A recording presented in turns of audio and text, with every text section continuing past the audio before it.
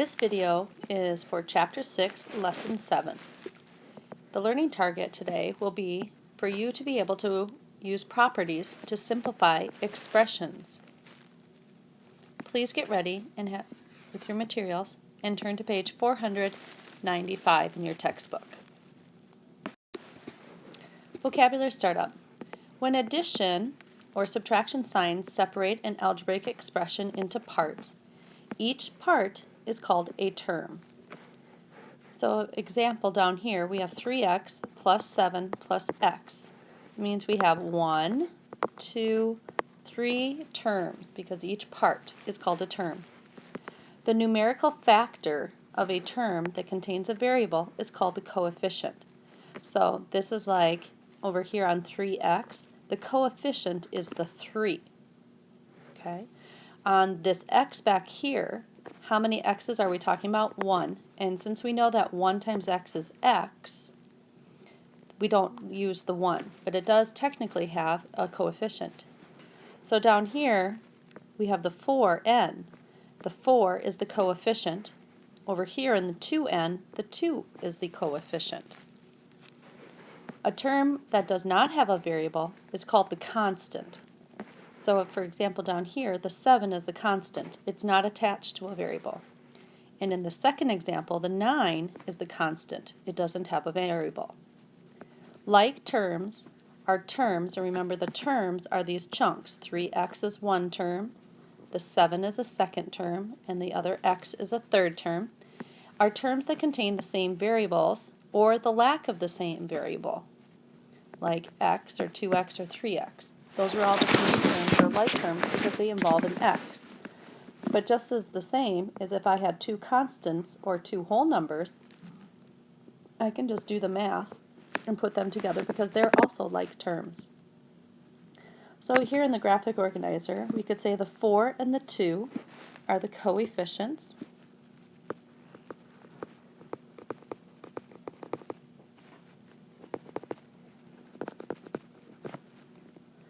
Down here at the bottom, the n's are the variables.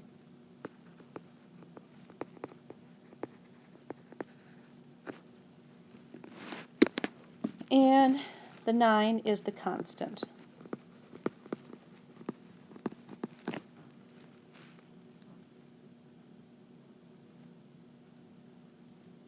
And then along this whole lines we have 3 terms, 4n, the 2n, and the 9. These are the terms. Let's look at the real world link. Andrew's mother gave him a computer game and $10 for his birthday.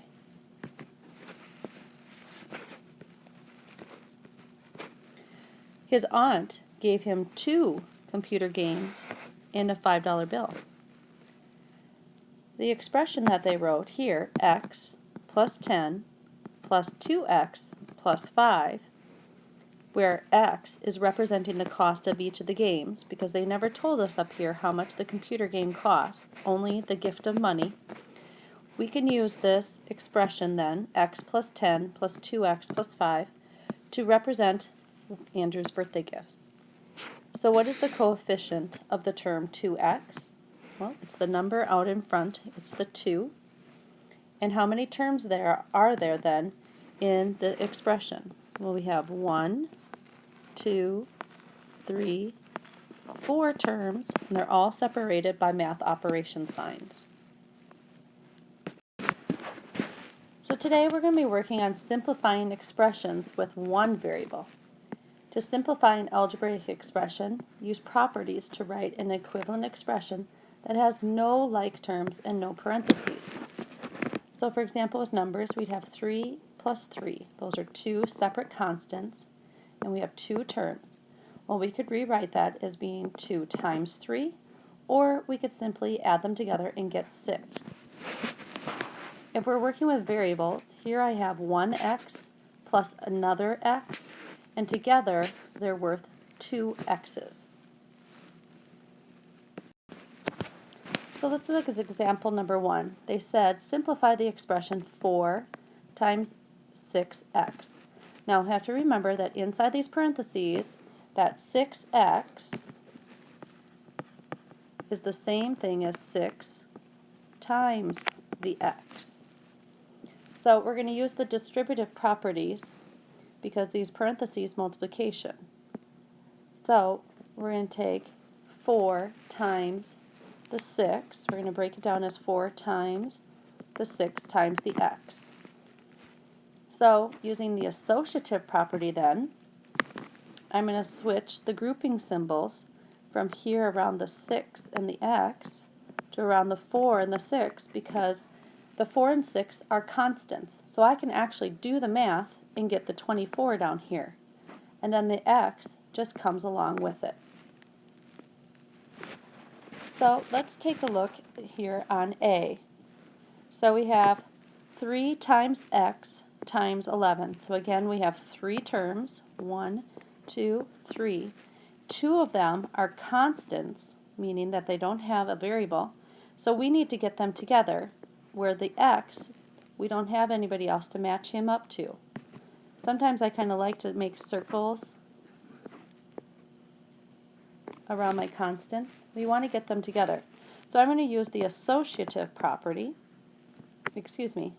I'm going to use the commutative property.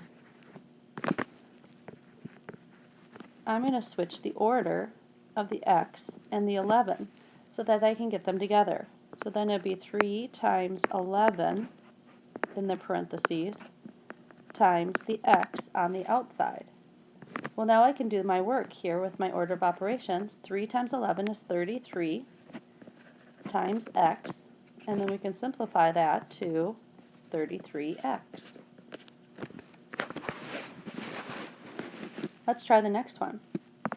Here we have 3 individual terms, and they just happen to all be x's.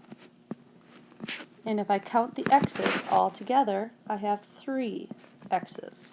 Because that's like repeated addition. I could add 1 plus 1 plus 1, or I can do 3 times 1, which is then here 3x.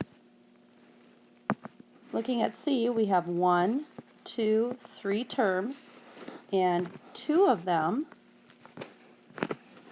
have variables, and they both are the same variable. So we need to get those together, whereas the constant here, the 8, is all by itself. So I'm going to use the commutative property again and rewrite this as 7x's plus x plus 8. Now, by using that commutative property, I can combine them. 7x plus 1 more x would be 8x plus 8.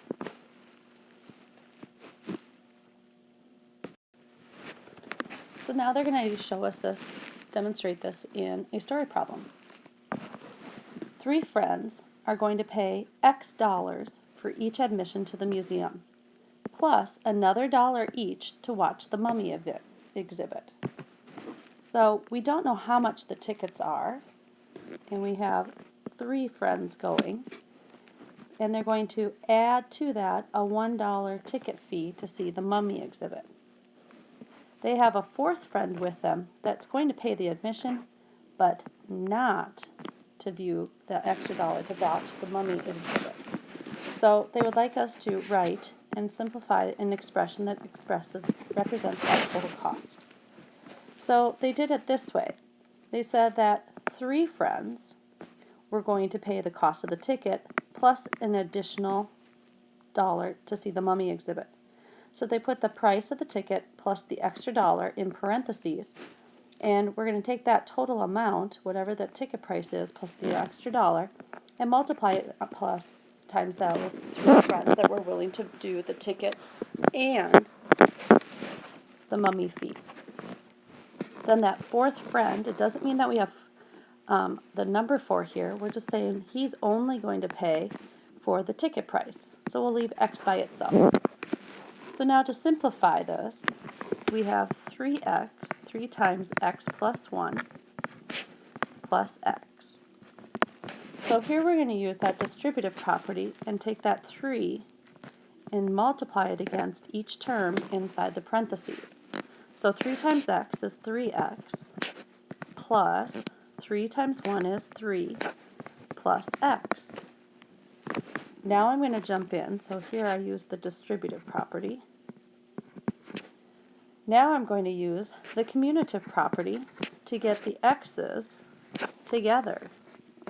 So I'm going to actually flip-flop the 3 and the x. So it'll be 3x's plus x plus 3. By doing that, now I can add the x's together, and so I have 4x's plus the additional 3. And so that's our answer. Let's try the story problem. They'd like us to write and simplify an expression for the total cost then of 6 friends going to the museum where only 4 friends view the mummy exhibit. So the last time I had 3 friends, now I'm going to have 6, but 4 are going to visit the mummy. So if I start off again, looking at what they started with up here, I would have 4 friends that were willing to pay the ticket price and the $1 to see the mummy. That leaves me with 2 friends that need to just pay the ticket price, so it'll be 2 times the x.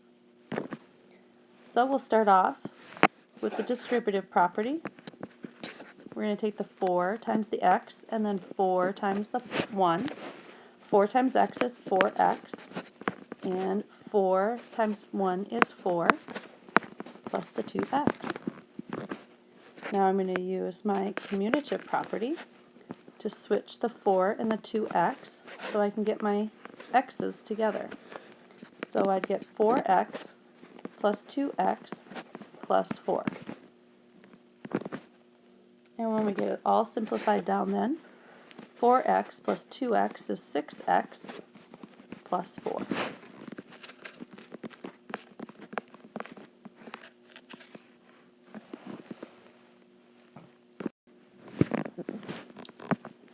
We can also simplify expressions with 2 variables. So far we've only used 1. So properties can be used to simplify or to factor expressions with 2 variables. Compare the effects of operations on numbers to the effects of operations on variable. So if I have 3 plus 3 plus 4, I could simplify this first part by saying another way of doing repeated addition is to write it as multiplication, or 2 times 3, plus that 4, because the 4 doesn't have anybody else to work with. Likewise can happen with the variable. If I have x plus x, that's the same as saying 2 times x, and then we add on that y. So let's see this in action. They'd like us to simplify this expression of 14y plus x plus 22y, and we have the parentheses here. Using our properties, I notice that I have y's here and here, and it'd be nice to get them together. So in order to do that, I need to switch places with the x. So I'm going to use that commutative property to reorder. So instead of, I would start out with the 14y, and instead of having x in there, now I'm going to have the 22y in parentheses and add the x on the outside. Now I can simply do the math in parentheses. 14y plus 22y is 36y's plus x. We can also use the distributive property to help us simplify. Take the problem here. They have 4 times 2x plus y. We're going to start off by distributing the 4 onto the 2x as well as the y. So 4 times 2x will give us 8x's. And we're going to add to that the 4 times the y, which is 4y.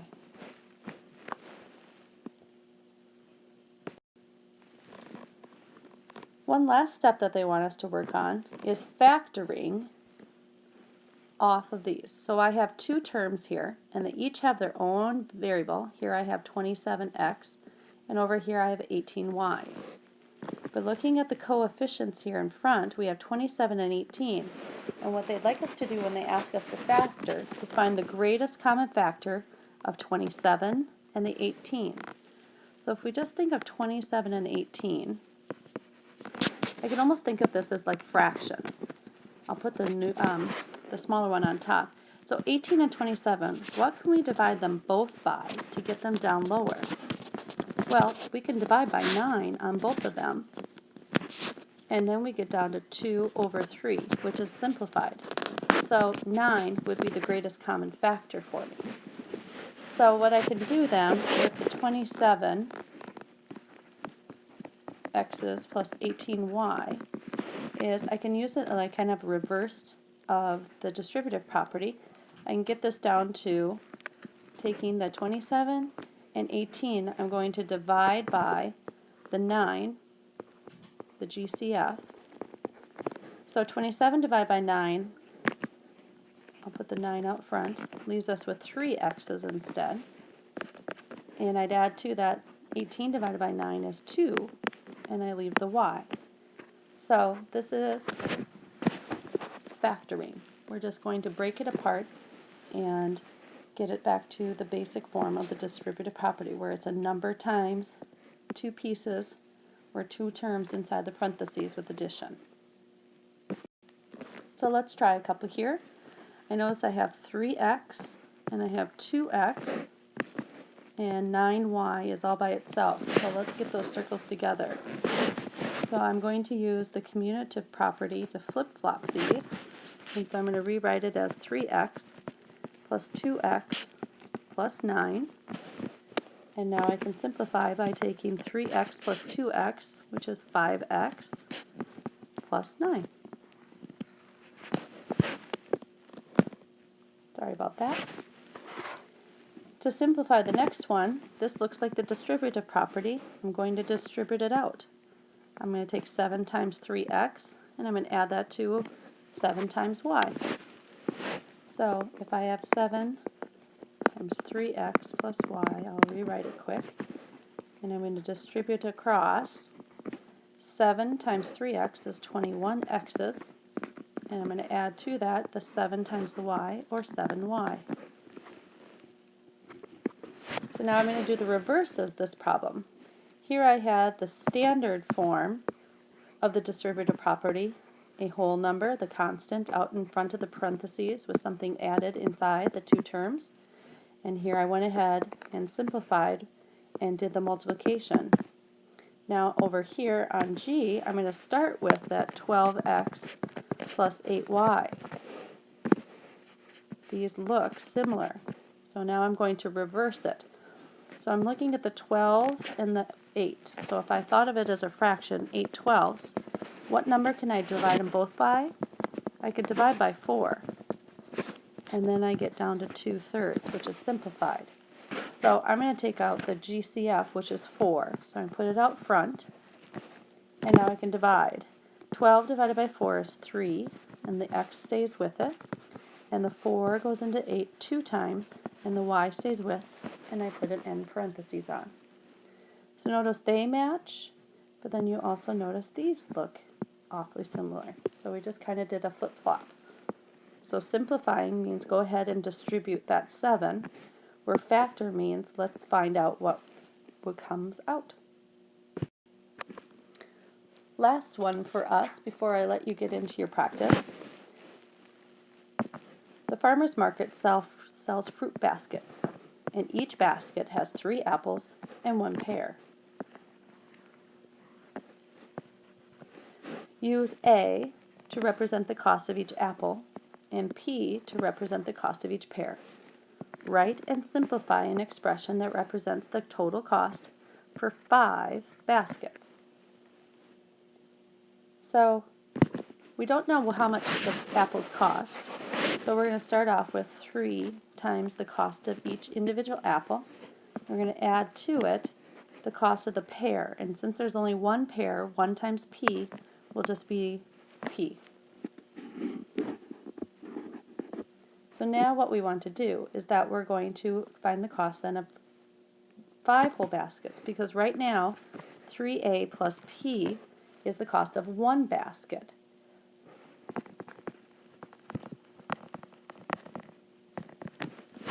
But if we want 5 baskets,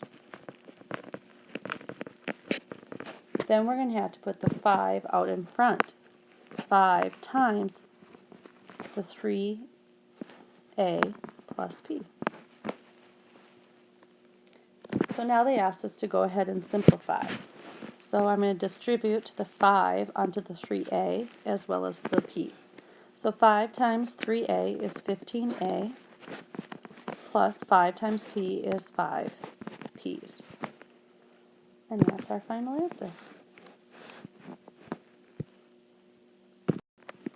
So come and see me and get the practice assignment and go ahead and give it a shot. And if you're having questions, please come and let me know. Good luck.